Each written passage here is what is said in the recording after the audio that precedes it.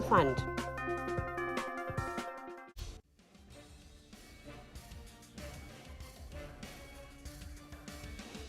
Hi guys, a very good afternoon and welcome to Mutual Fund Corner. I'm Pavitra Parekh. With me is Sonal Bhutra, and today we're going to talk about the all-important question of what really are mutual funds buying. Sonal, you know, I came across this very interesting report by FISDM. We'll have the guest on, of course, but it talks about what the top 10 AMCs are buying in terms of sectors, the largest stocks, some of the unique stocks as well. So it'll be fun to hear that, right? It will be, and that's why let us get our guest for the day. It's Anand Dalmia, who's the co-founder and chief business officer at FISDM. Anand, good afternoon. Thank you so much for joining us here. While we'll talk about your report in greater detail as to what are mutual funds really buying, let's talk about the data that we just got for the month of January, because we saw SIPs steadily going up. It is at a record high level. Overall flows into equity schemes, they also increased on a month-on-month basis to come around that 12,500 crore mark. Any trends that you have picked up on the kind of funds that are getting money and those that aren't? Where is the interest really right now? So, thanks for having me on the show. I would say, let's look at, what's happening in the market, right? So for the last 1 year or so, the market has been more range bound. And the biggest challenge in the market has been inflation. Now, to counter that inflation, we have all central banks increasing the interest rates. So if you look at all mutual funds, we have two large categories, equity and debt. Now, in the debt category, given the increase in interest rates, most of the schemes are really suffering. And, people are taking the money out. We're seeing redemptions. The only schemes, which are seeing inflows for now, these are, the liquid categories and the ultra short-term category and the target maturity fund, where people know, okay, if I get in today, I lock in a certain rate, and, even if the interest rate were to increase, I would not make a loss.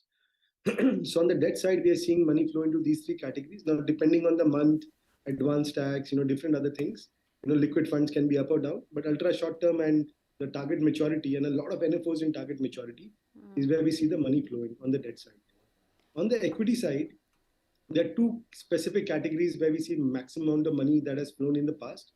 The large cap and the schemes where large cap has a big percentage, and the hybrid categories, largely the balance advantage category. Now, the balance advantage category is seeing outflows, for the last 3-4 months.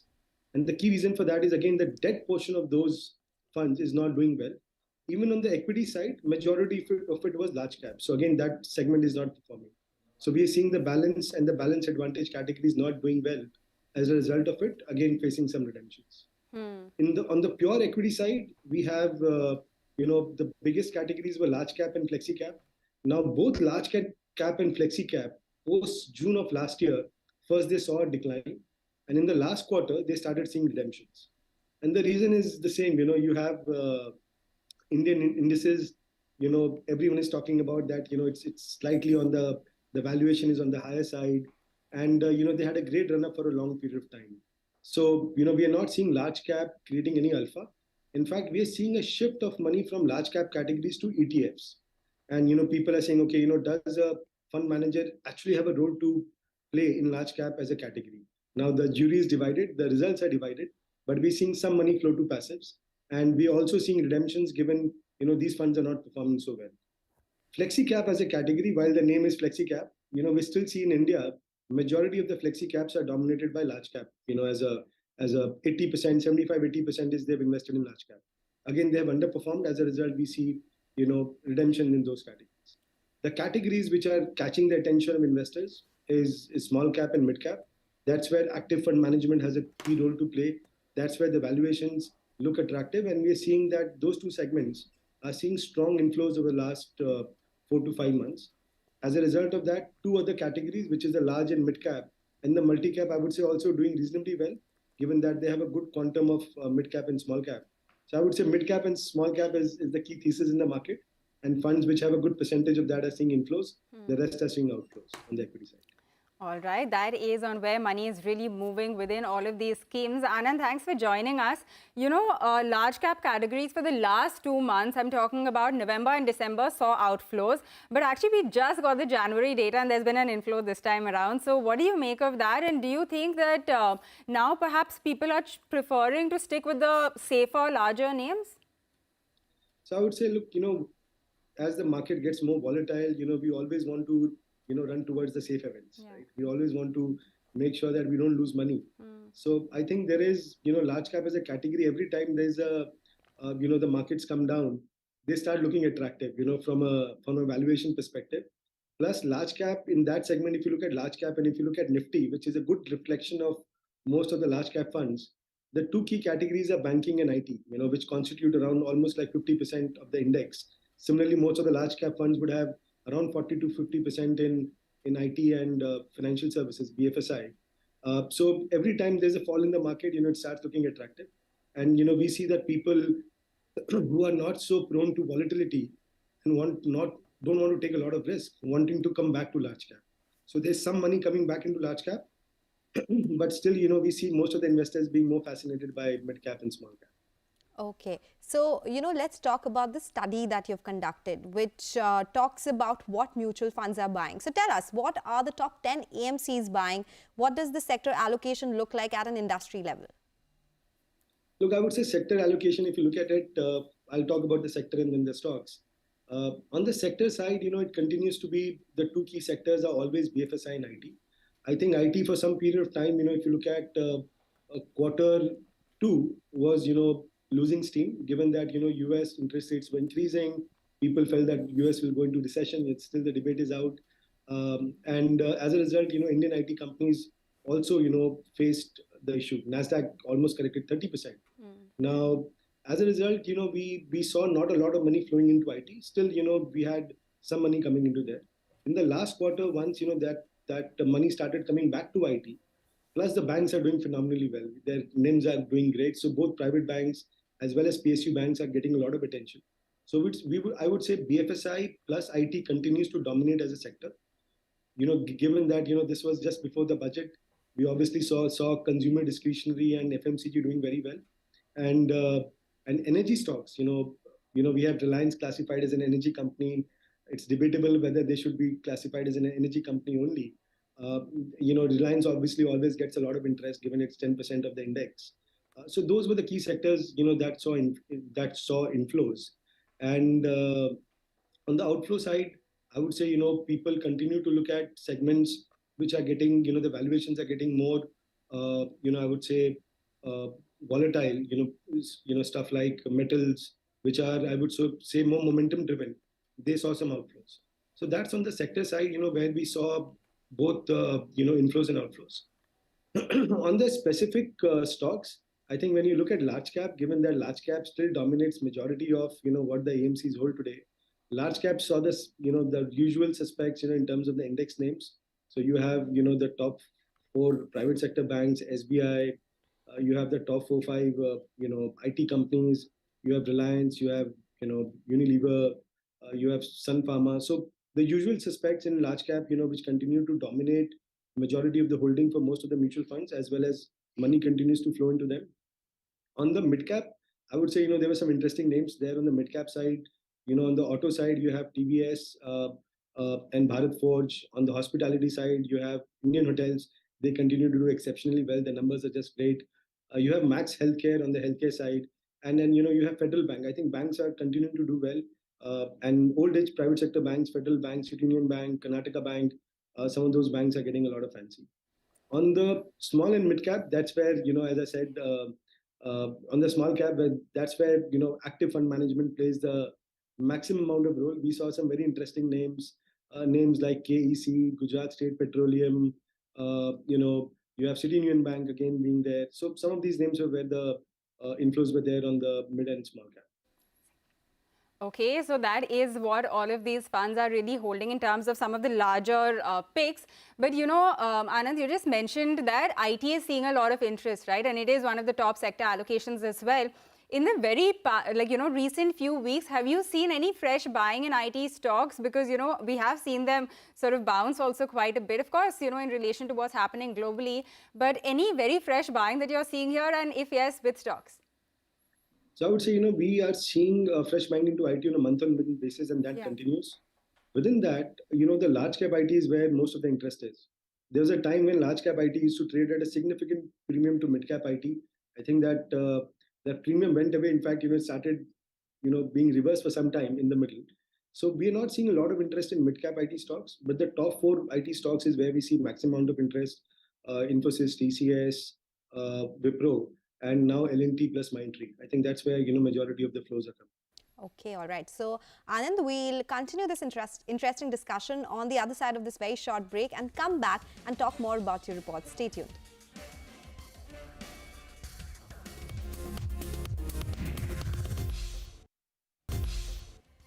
Welcome back. You're still tuned into Mutual Fund Corner and we're discussing what are mutual funds buying with Anand Dalmia of Wisdom. Anand, when we have been talking about a lot of stocks from the IT space, large cap, small cap as well, but you've also put together a list of unique stocks that have seen the highest market value. Take us through those names and how big is the holding here? Look, we always try and see, what are the fund managers doing to create that alpha, and trying to find names which are unique to a particular AMC or a scheme, but not, across AMCs. We come across some of these names. Most of these names are in the range of 150 to 200 crores in terms of what AMCs have bought. So, for example, you have something like a Titagar Wagons and a Time Technoplast, which an HDFC AMC has bought. Two unique names that we don't see across the spectrum for some of the other AMCs. Both are in the range, as I said, below 200 crores. You have something like a Kalyani Steel that has been bought by DSP. Again, this is a unique name that we see on the DSP portfolio, not on the other portfolios.